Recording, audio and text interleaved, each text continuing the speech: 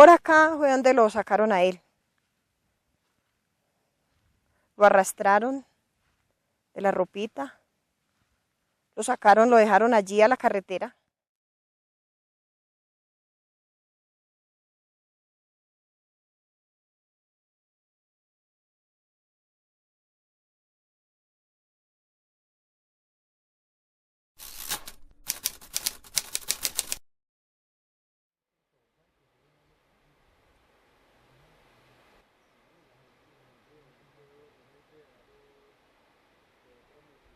Cuando yo llegué al Valle del Cauca, ya las autopistas existían, desde el año 99, yo recién en mediados del 2000. Ya había unas personas encargadas de parte de los castaños de mantener las relaciones con los azucareros, directamente con los castaños. Y esas relaciones las manejo yo directamente siempre.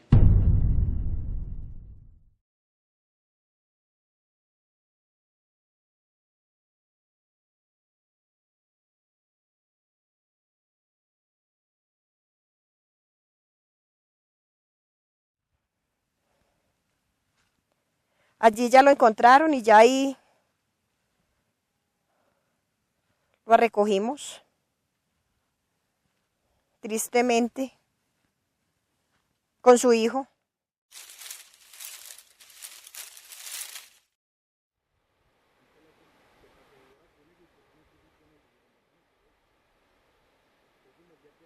Ellos llegaron a Barragán el 18 de diciembre. Debido a eso, se dijeron que los que fueran y se presentaran allá y que estuvieran en listas no tenían problema, que arreglaban la situación y que todo. Los que no se fueran para allá no respondían cuando los cogieran allí. Vea, pues nosotros estábamos aquí cuando corrió el cuento que venían los paramilitares. Bueno, nosotros no teníamos aquí para dónde salir porque fue tarde ya del día o de la noche, ¿cierto? Entonces no podíamos salir para donde ni un carro ni nada. Entonces nos tocó que estarnos aquí, esperar la llegada de ellos. En el caso mío, el 2 de enero, yo me fui para Barragán. Yo me fui por la zona de aquí por debajo y llegué a Barragán. Y cuando llegué a Barragán no había nadie de esa gente allí en el pueblo.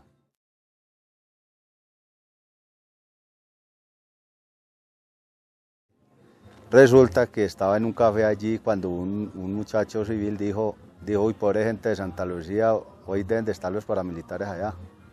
¿Sí? Entonces cuando yo ya me regresé para acá. Nos reunieron a todos, reunieron las personas más mayores, las reunían aparte. Lo que eran las personas más o menos una edad, ni tan jóvenes ni nada, también nos sacaron aparte. Y entonces sacaron unas listas donde había una lista que le decían la lista negra, que era donde aparecían unos señores que esos no tenían que salvación, decían ellos. Aparecía otra lista que era de los que había que arreglar la situación, que se podía conversar. Y ya luego nos hicieron la reunión, ya luego entraron a todos los negocios, robaban en todos los negocios. Y ellos llegaron y inmediatamente esta partida de guerrilleros y a tratarnos pues mal así mal y todas cosas así. Y por ahí hecho empacate, delante de ahí macar de nosotros, se recoge una cosa, coman mecatos, saquen cigarrillos, pónganse en sacos, pónganse en guantes. La idea era que iban a quemar el pueblo, porque no querían este pueblo aquí pues en la zona. Entonces ellos llegaron acá y la sorpresa que encontraron fue que encontraron más de 30 habitantes aquí de la zona. Había mucha gente que no estaba acá en el pueblo porque como había mucha gente que se había ido, como había gente que había salido se habían ido y luego volvieron, que fue el día que ellos llegaron, la gente también ese día llegaba, la gente corriendo de cuidado. Y el día que llegaron, ese día llegaron los paramilitares. Y no, encuentro a la señora y la señora muy aterrada pues de ver la situación que ella le había pasado y que habían llevado todo el ganado.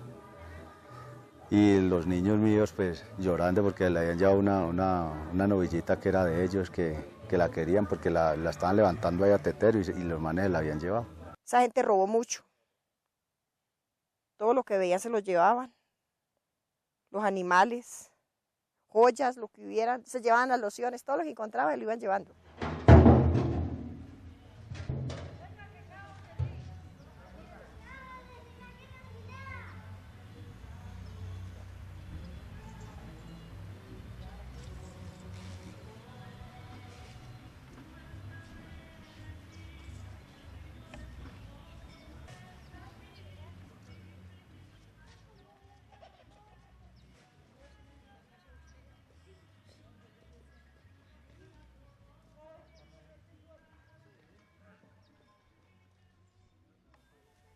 hasta donde lo subieron para venirlo a arrastrar por acá, dejarlo, tan lejos del pueblo.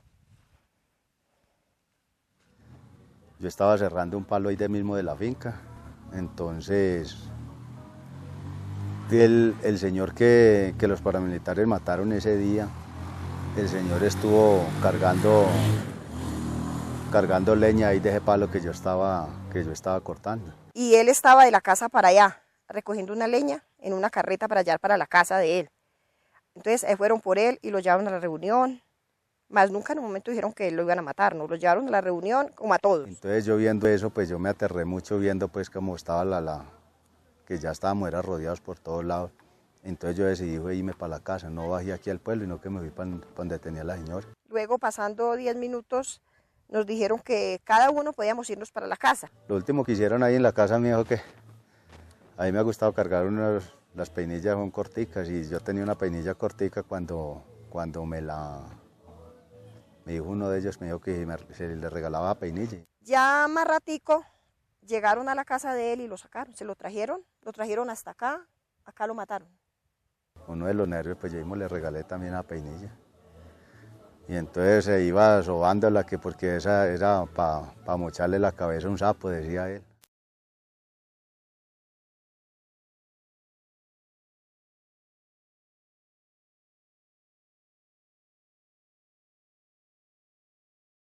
No tenía signos de bala ni nada, sino como si le hubieran dado con una piedra, con un hacha, con algo así, porque era machacado así, el pedazo hacia atrás.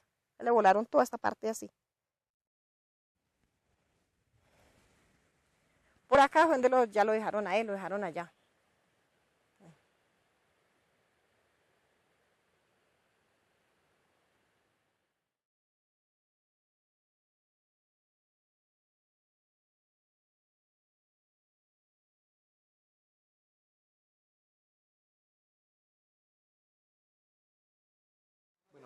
Dígame su nombre y de qué zona es usted.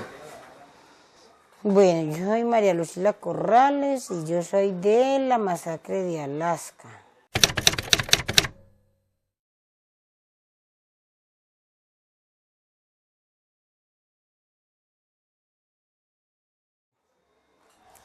Eso ocurrió el 10 de octubre del 2001. Ese día llegaron a través de la vía de Buenos Aires acá a la vereda y bajaron recogiendo a las personas diciéndoles que vinieran a una reunión. Siendo por ahí las 2 de la tarde, 2:30 más o menos, llegaron como 30 paramilitares y dijeron que saliera todo el mundo, que iban a hacer una reunión. Las personas salieron inocentemente porque ellas realmente pensaban que venían a una reunión, pues ellos ya habían estado bajando días antes en varias ocasiones. Pero ellos ya hacía como unos 3 meses están aposentados en Buenos Aires y se recorrían Buenos Aires, Alaska, La Habana y todo esto por acá y por allá bajaban por los lados de Crucebar y en Crucebar hacían retén. Crucebar queda escasos, que por unos 2 minutos del batallón Palacé.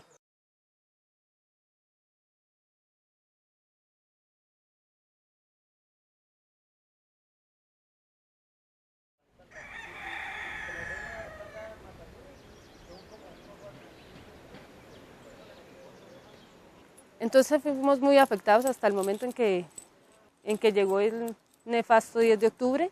Dijeron, las mujeres y los niños se van ya para las casas, pero ya, y eso, todas arrancamos a correr para una parte y para otra.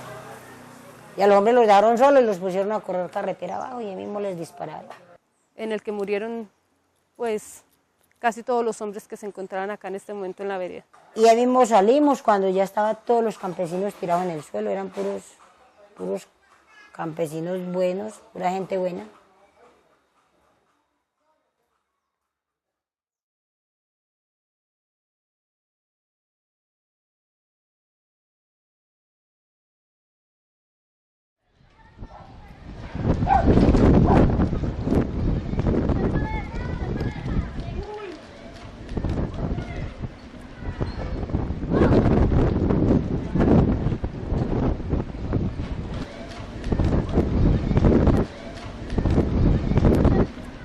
Aquí llegó el cuento que venían, ellos entraron aquí por la carretera que viene de Sevilla.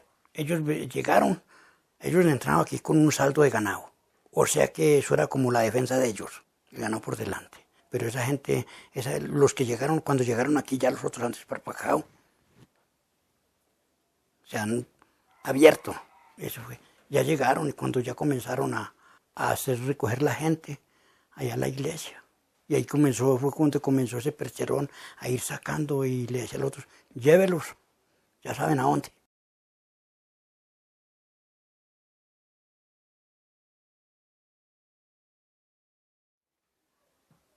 Ellos cuando los sacaron ya lo llevaban, era para asesinarlos.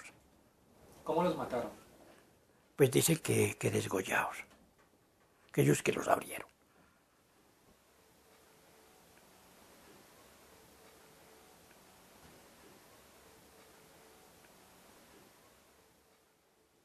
¿El ejército vino aquí a la zona cuando estuvieron los paramilitares? Si el ejército llega acá, ellos estuvieron acá, vinieron por esta calle. Ellos venían aquí subiendo y yo iba para abajo. Cuando me encontré con él, ahí mismo le dije que si nos podían dar el permiso para ir a buscarlos, a buscar las víctimas, dijo, y usted tiene familiares, dije, sí, el hijo mío. Dijo, sí, van a buscarlas ya, ligerito, porque nosotros no vamos a estar aquí cuidando a estos hijueputas guerrilleros.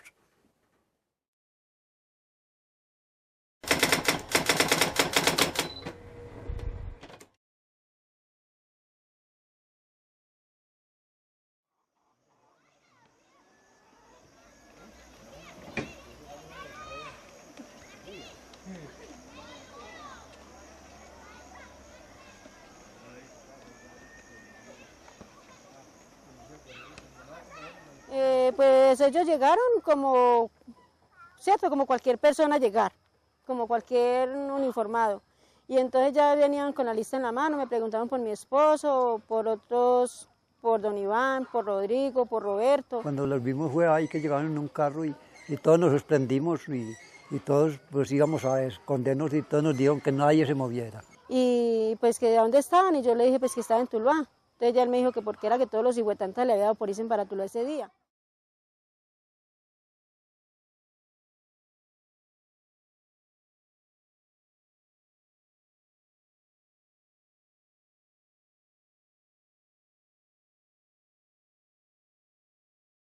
Nadie se mueva.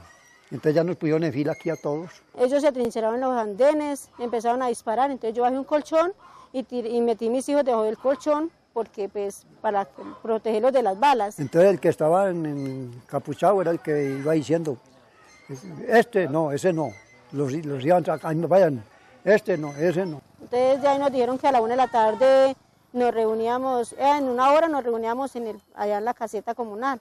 Cuando ya pasó el otro, el que sí necesitaba ni entrar, no, ese sí, entonces lo sacaron y lo metieron ahí, que fue el marido de Virginia. Virginia Bulla. Yo cultivo tomate, frijol, habichuela. Los paramilitares llegaron como a las 10:30 de la mañana, reunieron la gente, luego sacaron a Rodrigo Arcos Morales, mi esposo, quien lo mataron acá.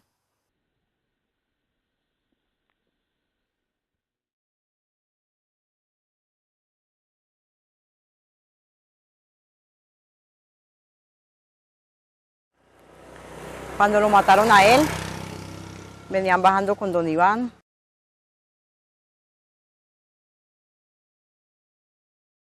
Entonces se sentó en una piedra.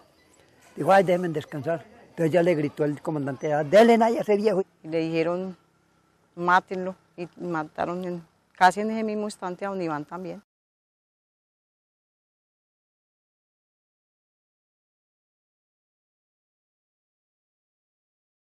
Entonces ya nos vinimos y nos fuimos todos al levantamiento allá, a levantarlos. Los trajimos y los metimos a la capilla, cuando había capilla.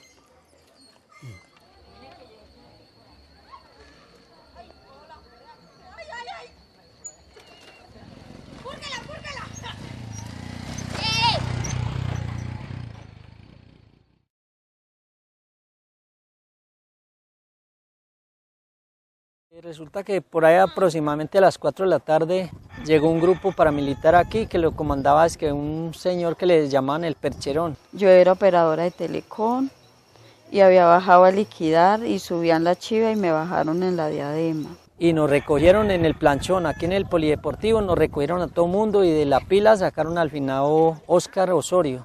Y me llevaron para una finca de un señor Benjamín Arias. Y allá estaba el comandante esperándome. Lo sacaron y lo sentaron exactamente donde estoy yo. Entonces me cogió y me amarró y de mí abusó. De ahí me llevó más para abajo y llamó otros 16 más y de mí usaron 17.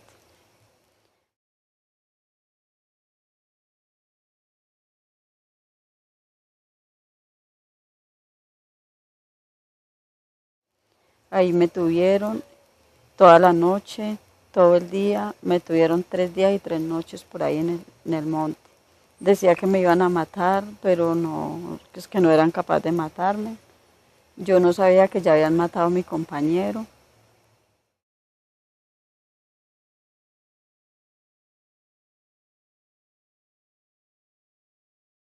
Ya cogieron al finadito Óscar, que era el presidente de la Junta Comunal. Se agarró a llovinar y todo el mundo mojándose ahí, como desde las 4 como hasta las 7 de la noche. Y ahí nos los metieron por el medio, nosotros que los unos eran para allá y otros para acá. Y a lo que bajó al planchón le disparó y le pegó tiros en las piernas y lo dobló. Cayó al suelo, entonces ya otro que estaba allá le dijo, venga, y le da otro, va a hacerle otra carabina ahí. Que el planchón, él cayó allí en la bomba, ahí cayó. Y lo más horrible fue que después de que ya falleció, se vino el negro, el señor es el comandante, y le despedazó la cabeza a plomo.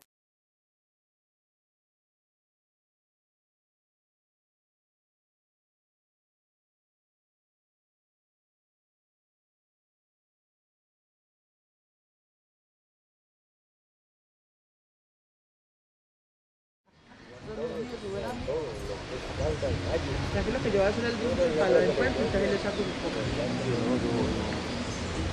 Es que yo desesperado por el dulce. El dulce que yo hago es... No, guarden una copita de chocolate. Yo le he dado a usted el dulce que yo hago. A ver, eso ocurrió el 31 de julio del 99. Nos encontrábamos en las fiestas de la Virgen del Carmen, que son unas fiestas que se organizan en este pueblo muy buenas.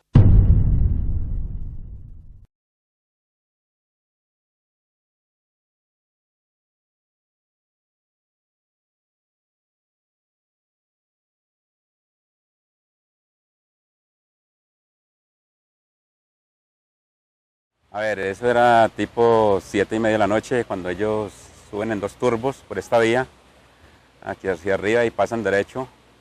Cuando al rato vemos que aparecen todos uniformados. Donde nosotros pensamos que era ejército. En términos de unos 5 minutos estaba el pueblo rodeado y dieron la orden de que nos teníamos que reunir en el parque. Y se identifica un señor que para ahí y nos dice, nosotros somos de la AUC, Autodefensas. Se presentó allí un señor como el comandante Román y dijo que eran de las AUC de Colombia, del bloque Calima.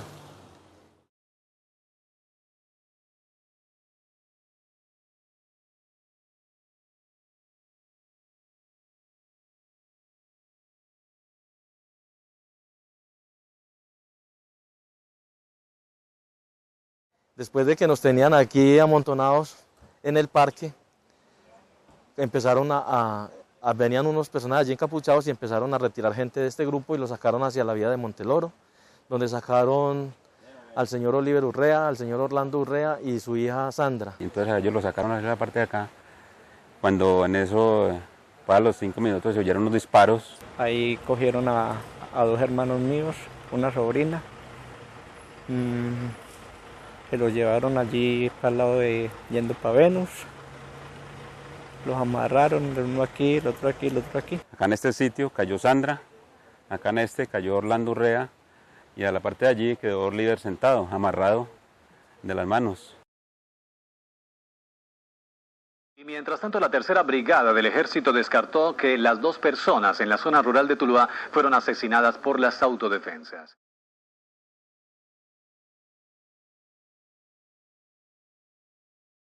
La Secretaría de Gobierno Departamental, en cambio, sostiene que fue una venganza personal. Al señor Oliver lo dejaron en libertad y empezó lo que fue una situación crítica en este corregimiento, porque de allí empezó a correr sangre y la gente a desplazarse de este corregimiento. Estamos tras un pueblo a defensa de un pueblo oprimido y puesto al margen, de inmensas multitudes abandonadas y escarnecidas y burladas en todos sus intereses, a las cuales se les halaga pero no se les cumple. Estamos a la defensa de esas inmensas masas que constituyen al Partido Liberal y de esas masas todavía oscurecidas del Partido Conservador que no han visto la verdad. Estamos a la defensa de ellas y sabemos que su necesidad es la que nosotros sentimos. Su clamor es el que nosotros exclamamos. Su dolor es el que nosotros sentimos ayer y sentimos hoy. Su verdad es la que nosotros proclamamos y contra la pequeña concupiscencia de los abrazos de la plutocracia queremos oponer el abrazo de la gente olvidada de Colombia. El 9 de abril del 48 murió Gaitán. Yo tenía 11 años. Yo me encontraba en el corregimiento de Barragán.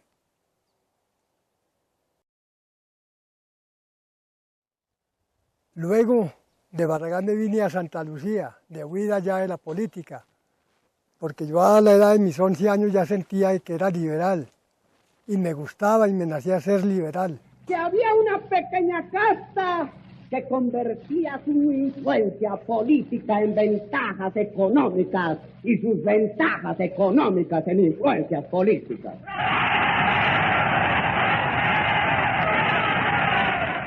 Donde no nos armemos no queda nada. No es que Laureano Gómez había dicho eso, que Colombia tenía que quedar como el firmamento, azulito, que no quedara un morito ni las señas de los liberales. Ya llegamos aquí y ya nos encontramos la sorpresa aquí fue de la gente que mandaban de Ceilán, la Marina y la Moralia, no sé de dónde más resultaría gente, pero lo cierto era que por aquí subían a matar liberales. Todos, por sacar los liberales para que hacen con lo que tenían, tierra, su cultivo, su ganado, lo que fuera.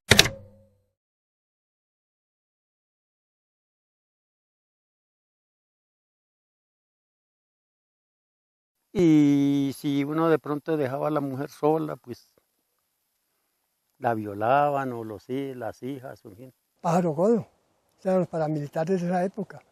¿Por qué? Porque ellos andaban con el ejército y con la policía. Eran ayudados por el ejército, la policía, por los alcaldes y todo. Ellos tenían todas las de ganar, mejor dicho. Así como ahora los paras. Y en eso era que nosotros nos tocaba que correr para el rastrojo a dormir. Entonces, ¿qué hicieron los liberales? Salir corriendo. ¿Para dónde salieron corriendo? Para el Tolima, la mayor parte.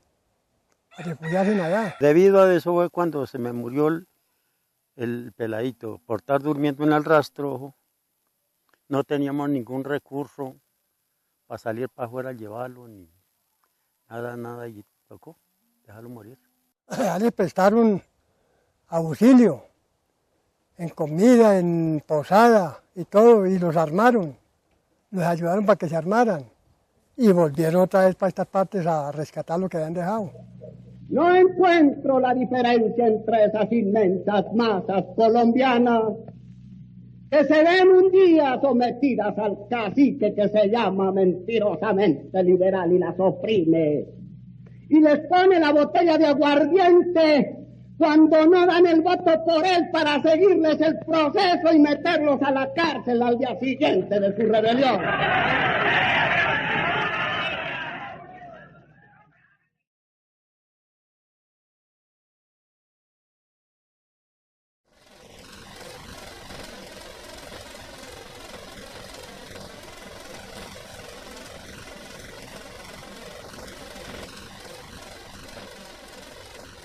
Con esa lucha nos ganamos de que ya podíamos vivir en la cordillera.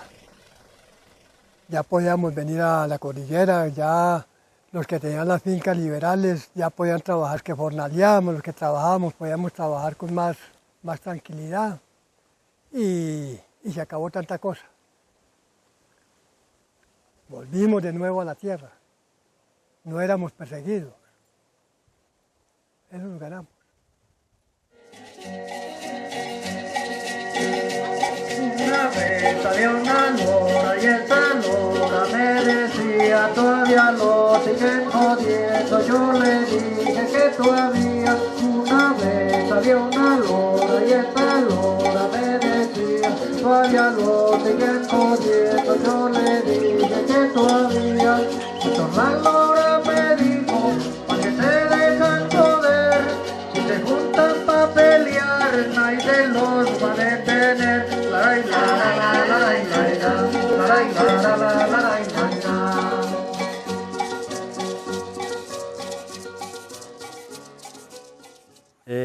Ese proceso es notificado aproximadamente un año atrás.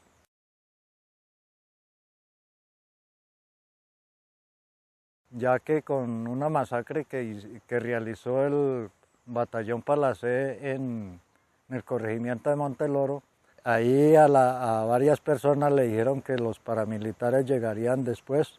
Pues los sucesos del 98 era que ese sábado por la noche pues se celebraba la fiesta la celebración de unos 15.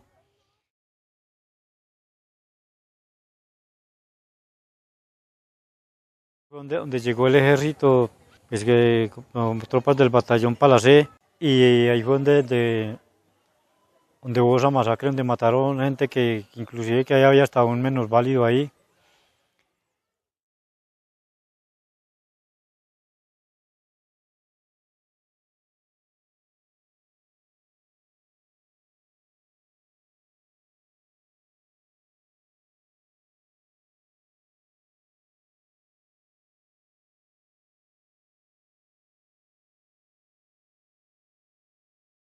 Según eso, de ayer donde anunciaban ya pues que iban a entrar los paramilitares aquí a Monteloro. Esa llegada de los paramilitares salió por boca de un mismo comandante del ejército. Desde ahí comenzaban pues a meter el terror de que muy pronto iban a llegar los paras aquí a Monteloro.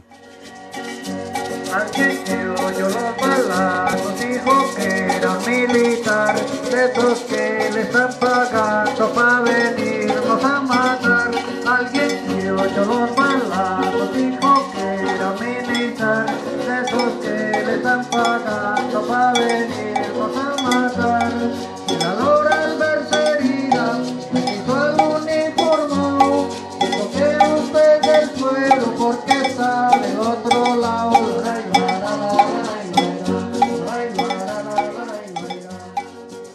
¿El ejército, la fuerza pública les brindó seguridad a ustedes mientras estuvieron los paramilitares aquí? Aunque es vergonzoso decirlo, hombre. Al modo de uno entender las cosas, y la verdad es que uno siempre busca el respaldo es de la fuerza pública, porque son los legítimos de respaldar la población. No se evidencia en la práctica. No sé por qué, siempre por ejemplo el ejército llegaba, limpiaba la zona y a los 3 días aparecían los paras. Y en las zonas donde nunca fue el ejército, nunca fueron los paras. Yo siempre me pregunto por qué. Nosotros no tuvimos apoyo, nosotros teníamos que vivir escondidos.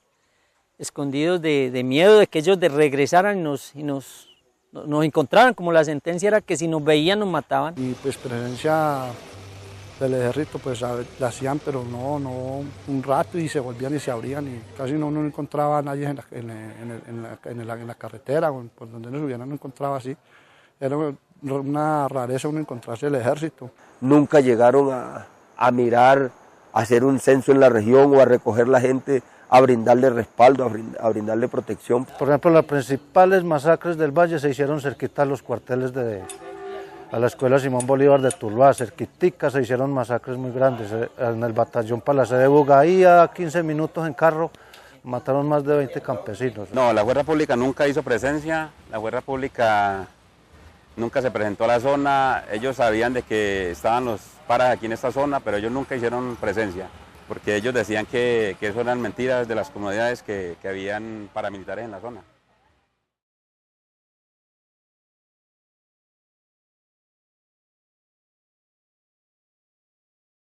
Por su parte, la secretaria de Gobierno departamental afirma que no tiene información sobre la llegada de las autodefensas al valle y que en sus consejos de gobierno ningún alcalde lo ha denunciado.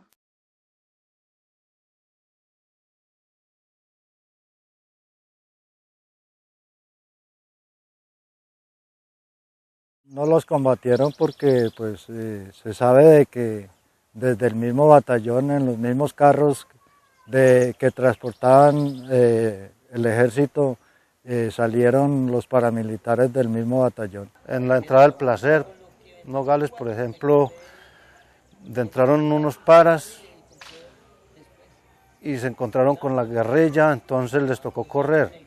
Y qué cosa tan casual que los carros, las camionetas eran camionetas oficiales del batallón Palacé. Aunque no fueron repelidos pues por el ejército, por la policía, por la gente que le compete, pero sí fueron repelidos por la guerrilla. Porque ellos decían que venían a combatir las guerrillas, pero las guerrillas también los bajaban a buscar, porque por aquí una vez, en la primera entrada, salieron como unos 700 hombres, bajaron, no sé si Santa Lucía y Barrancas, se recogieron aquí, salieron a perseguirlos. Cada que hacían una masacre, inmediatamente se iban, pero salían de una parte y cuando iban a llegar a otra tenían un enfrentamiento con la guerrilla, así porque por donde quiera que se metían, encontraban peleas con la guerrilla. Y en cada pelea que hacían con la guerrilla ponían muertos ellos. Combates donde ya ellos les tocó dejar de perseguir a los campesinos porque los estaban persiguiendo a ellos.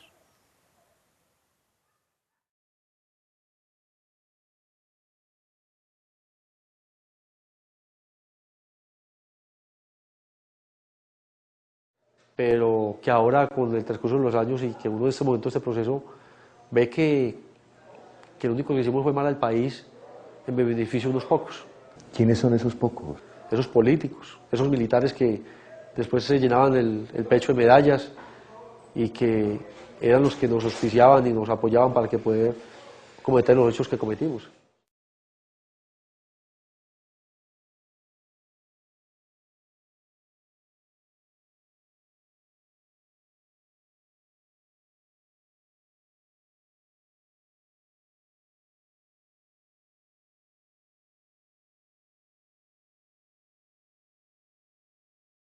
Que hasta los animales están cansados de tanta joda y por eso los fusilan como hicieron con la lora, y que por ser subversiva enseñan la gente a mal, nos dan los consejos cuando nos vean pasar.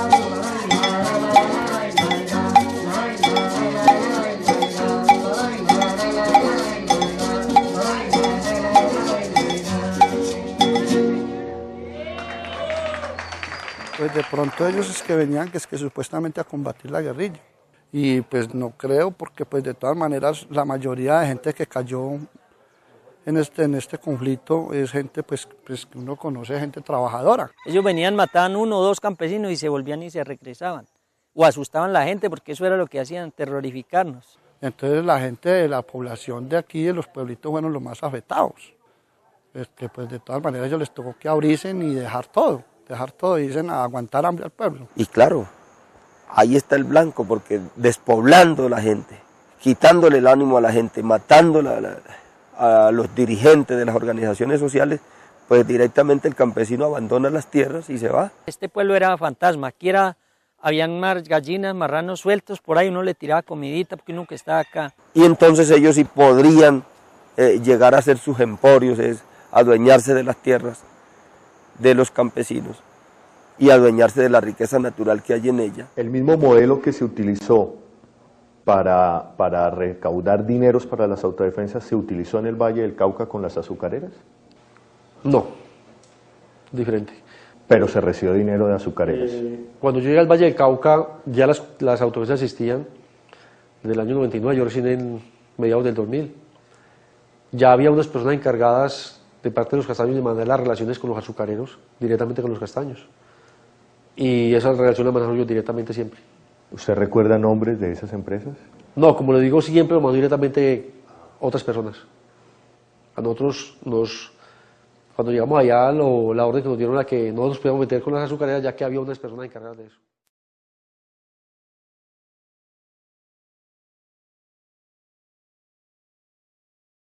Prácticamente aquí los líderes casi todos se esparpajaron, se fueron porque pues ellos venían era persiguiendo a los líderes. Y sí le hicieron un daño a las organizaciones sociales, porque aquí existía una organización que denominaba los Yarumos, una organización social bastante fuerte.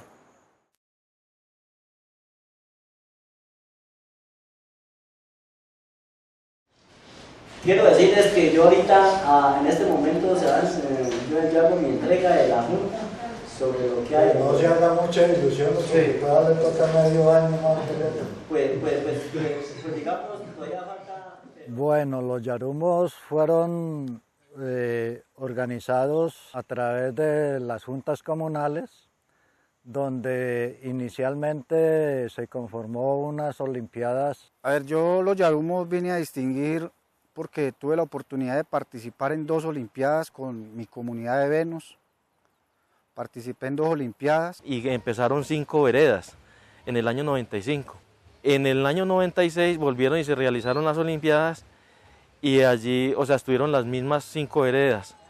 En el 97 ya se amplió a 8 veredas. Unas olimpiadas donde los campesinos de todas las veredas nos reuníamos a hacer deporte, a hacer toda clase de juegos. Y en el 98 tuvimos ya una convocatoria para 11 veredas, donde nos dimos el lujo de tener en Santa Lucía más de 1000 personas reunidas allí. Y donde era una noche de baile toda la noche y se vivía muy tranquilo en esa parte. Y siempre se terminaban en una rumba impresionante, donde jamás tuvimos un inconveniente de orden público. Siempre se terminaban las actividades en una situación sana y eso hacía de que las olimpiadas día tras día fueran más grandes.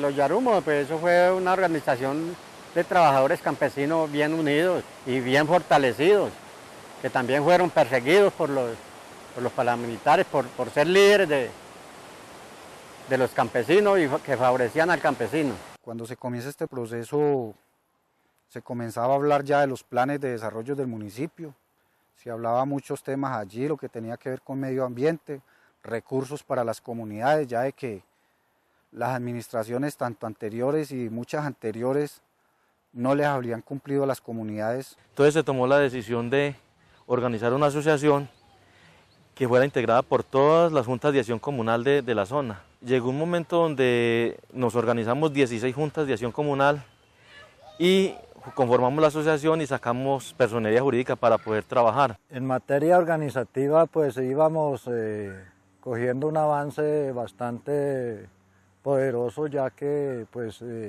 alcanzamos a hacer 2 cabildos. Tuve la oportunidad de participar en el último cabildo, donde uno se paró a escuchar y uno escuchaba un sistema organizativo muy bueno, donde todos los líderes de las diferentes comunidades participaban. Y se empezó a hacer un proceso a nivel de la zona, donde ya se les presentaba al municipio, a la administración, un plan de gobierno. Y donde se pedía parte del presupuesto para nosotros poder realizar las obras que necesitábamos en ese entonces. Allí se le presentó todo el plan de trabajo y se adquirieron unos compromisos que desafortunadamente no se pudieron llevar a cabo ya por las situaciones que se vivieron a los pocos días en la zona.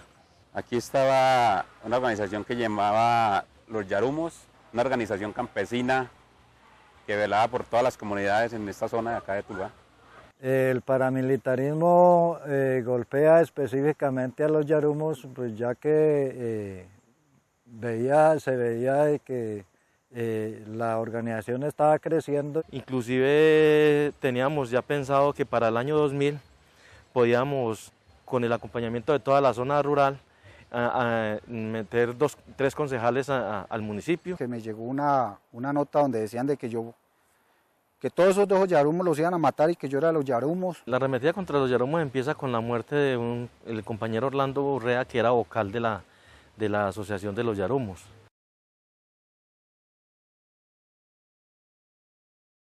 Después de la muerte de él y su hija, ellos continúan hacia la zona de Monteloro y en la parte de la mansión le queman la casa a otro compañero de la asociación, también era vocal, que era el señor Servilio.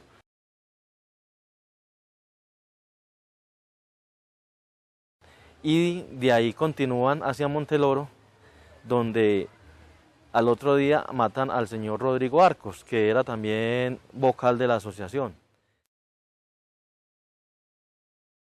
Terminan con la muerte del señor Arcadio, que era un compañero también de la Junta.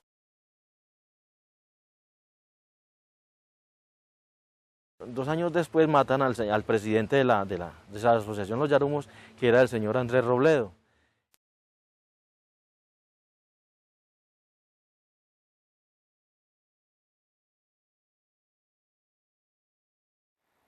Bueno, dentro de un medio de comunicación uno se da cuenta que han asesinado el líder de los yarumos, el señor Andrés Robledo, en el municipio de Tuluá. Era una persona dirigente que dirigió los destinos de la vereda La Mansión.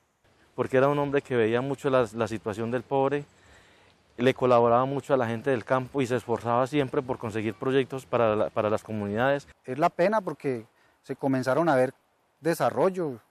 Ya cuando volví a la zona ya encontraba un centro de acopio gestionado por el señor. Creo que era uno de las personas que más manejaba lo que era la constitución política. Una muerte que todavía mucho campesinos la lamentamos porque el señor tenía ideas buenas, desarrollo. Pues por estar con la comunidad no quiso exiliarse en ningún otro sitio, ya que se le presentaron todas las oportunidades para que lo hiciera. No quiso abandonar la comunidad, la siguió dirigiendo en ese entonces.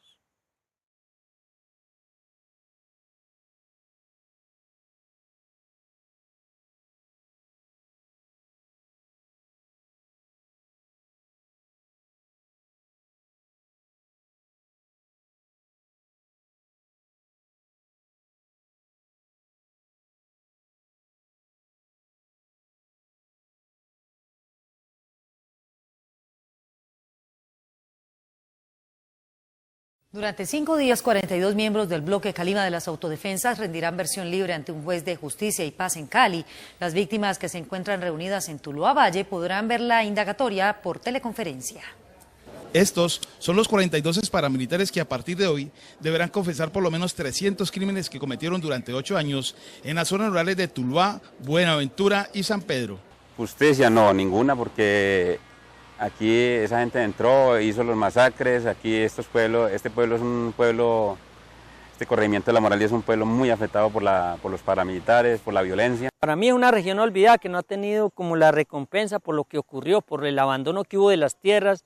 Ha retornado la gente, pero no ha tenido apoyo económico para el gobierno porque le tocó a la gente comenzar de ceros.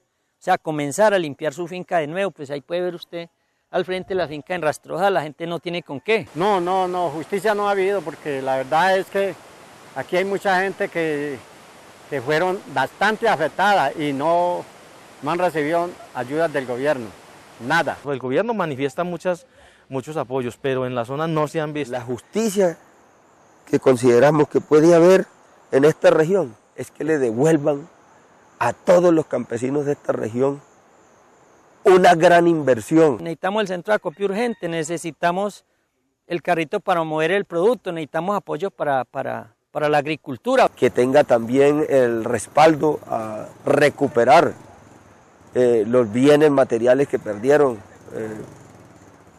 verdaderamente restablecer la economía. A esta audiencia de versión libre asisten algunas víctimas que esperan que los miembros del bloque Calima confiesen todos sus crímenes. No sé por qué no se pronuncian con nada, o será que hace falta que todos los que somos víctimas vamos allá a chuzar a ver qué pasa. El papeleo sí se hizo para el asunto de que pago de las víctimas.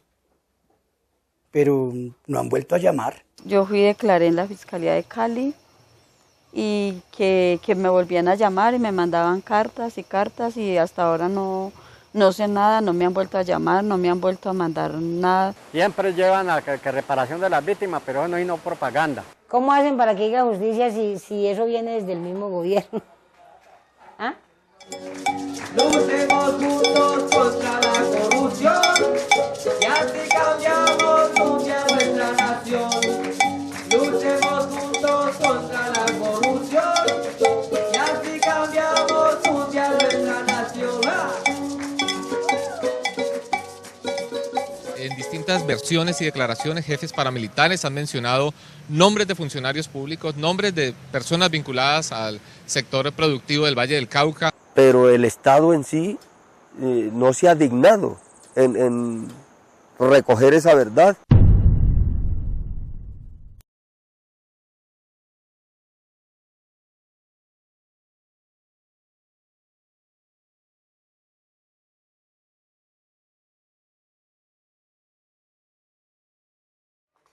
O sea, ellos no han querido reconocer la verdad, porque siempre dicen que hay que esperar, la verdad, y la verdad entonces ¿cuándo?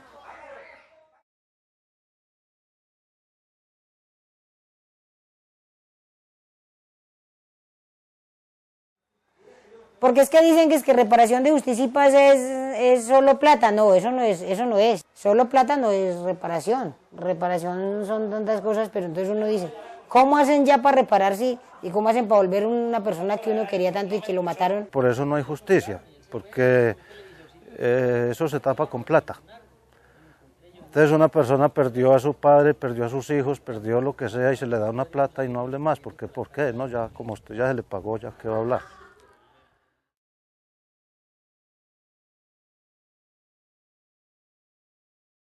Integrantes de la familia de los propietarios del ingenio San Carlos denuncian presunta trama delincuencial entre los dueños del ingenio y los paramilitares.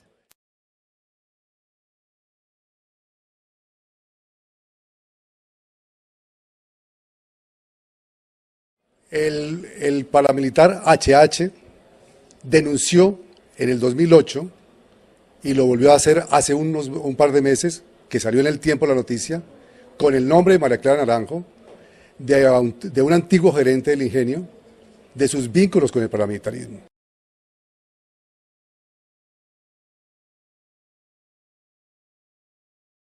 Cabe decir que cuando HH denunció el paramilitarismo y que había en el ingenio San Carlos y su financiación por parte de mi prima María Clara y de sus directivos, el señor a los 15 días estaba extraditado a los Estados Unidos. El escándalo que se ha suscitado con las empresas bananeras puede también darse con ese mismo escándalo con empresas azucareras en el Valle. Sí, claro.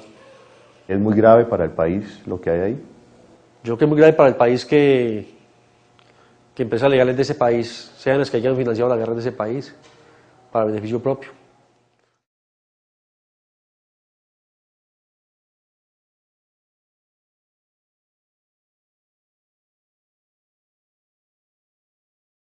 La Corte Suprema analiza actualmente varias pruebas que vincularían a la senadora Dilian Francisca Toro con el delito de lavado de activos en el Valle del Cauca, entre ellas la declaración de alias El Cabezón, un desmovilizado del paramilitarismo cuyas revelaciones fueron fundamentales en la condena del ex senador Juan Carlos Martínez.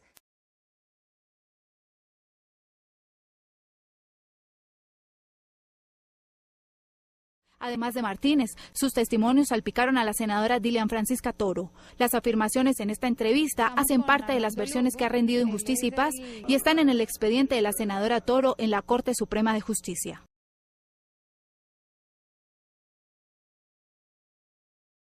Yo me reuní con ella en un parador que hay entre Guacarí y Cerrito, un laguito de pesca. Ahí me reuní con el esposo de ella. Y ella, de donde ellos me solicitaron dar de muerte a un personaje que lo está hostigando aquí en Palmira.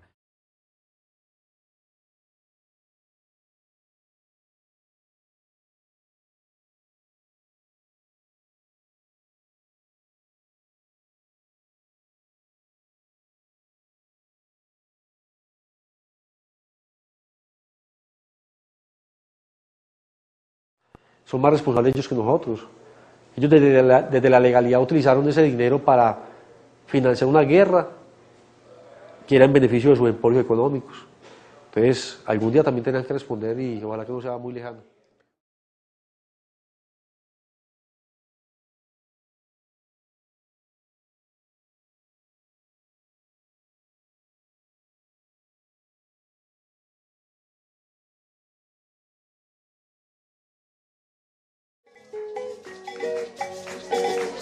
Son unas ratas, señor, son unas ratas, estamos llevados con esta situación. Son unas ratas, señor, son unas ratas, estamos llevados con esta situación. Mientras los pobres estamos en la olla, los de allá arriba venden nuestra nación. Mientras los pobres estamos en la olla, los de allá arriba venden nuestra nación. Luchemos juntos contra la corrupción. A ver, pues yo más que todo a los compañeros del campo que están en la ciudad, pues decirles que vuelvan a la zona, que en este momento ya hay más tranquilidad, o sea, ya se puede trabajar, tratar de volver a recuperar nuestras tierras, porque es que la verdad es que la situación en la ciudad es muy difícil, la vida en el campo es muy sana, y donde nosotros si ponemos un poquito de voluntad podemos conseguirnos al menos la comidita sin tanto sacrificio. ¿Cuál sería el mensaje a las comunidades? Que no nos queda sino otra salida, que es la organización, conversar entre vecinos, buscar una organización que nos represente. Luchar, ¿sí? Porque el que tiene sus armas se defiende, pero nosotros no las tenemos, nosotros solamente podemos defendernos con nuestra, sí, hablar. Entonces la invitación es a los que oigan este mensaje, no nos queda sino el sistema organizativo. ¿Cuántas mujeres llevo usted hablando? Dos nomás. Y a mí también dos. Si no me los alcanzo a comer, como yo como muy poquito, entonces yo tengo quien me ayude. A ver, el mensaje a la comunidad es que retornen a la zona, que nunca piensen de que la zona es una zona peligrosa, es una zona donde se vive en completa calma. Actualmente estamos viviendo muy tranquilos en esta zona y que lo que queremos es producir para no tener que salir de nuestro territorio.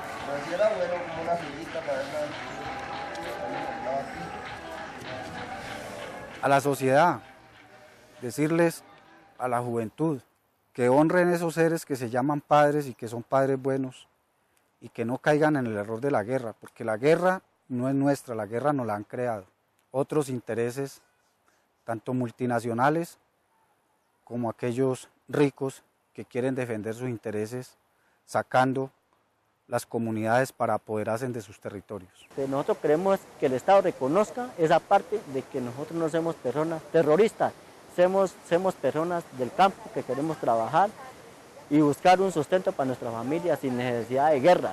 La guerra que queremos es una paz con justicia social.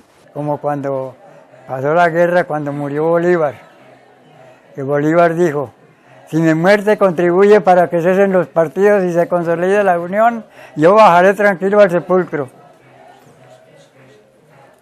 Bueno, Álvaro, muchas gracias. A sus órdenes.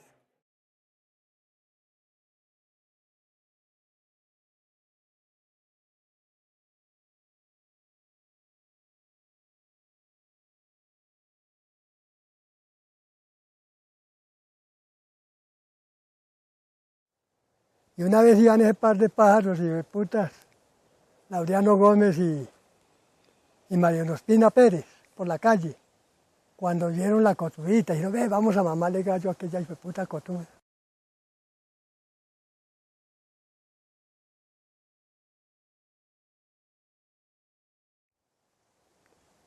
Se fue y llegó el hijo puta de Laureano y le dijo a la viejita, se le arrimó, le tocó el cotico.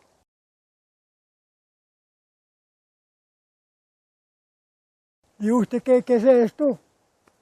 Dijo: esto. Son esos hijueputas godos que me los trago y aquí no me pasan.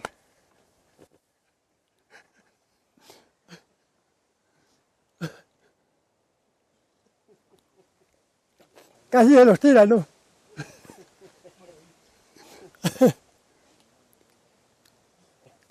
Eso era lo que tenía la viejita ahí.